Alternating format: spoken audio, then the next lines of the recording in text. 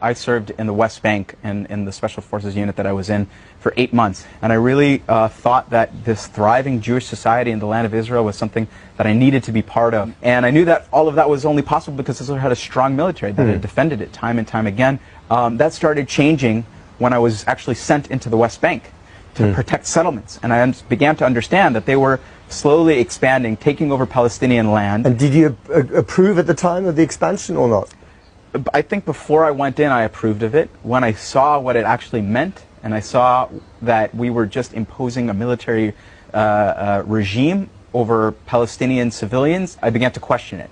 You've written very movingly about your experience and your conversion, if you like, after you were in Gaza as an IDF soldier. Just tell us about what it was like to do house-to-house combat in Gaza. When I was sent in, we were told we have to provide this perimeter for the engineer corps to demolish attack tunnels that had gone into Israel.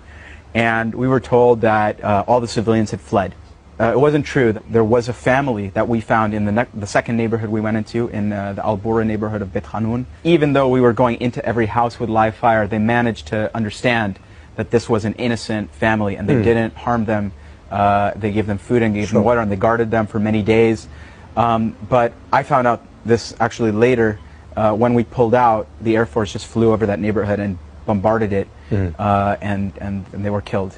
That family? That family, yeah. All along you were told by your commanders that this was to eliminate the Hamas threat. And how did that work out? Not only did we not eliminate the threat, but actually Hamas got stronger in many ways because of our efforts. What I learned was that my government facilitated the transfer of hundreds of millions of dollars, which went to Hamas from Qatar.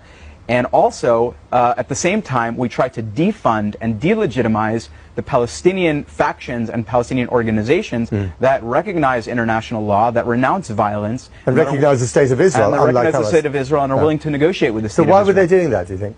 What has been written and what has been stated openly by even senior members of this current government, including Netanyahu, is that they considered Hamas to be an asset.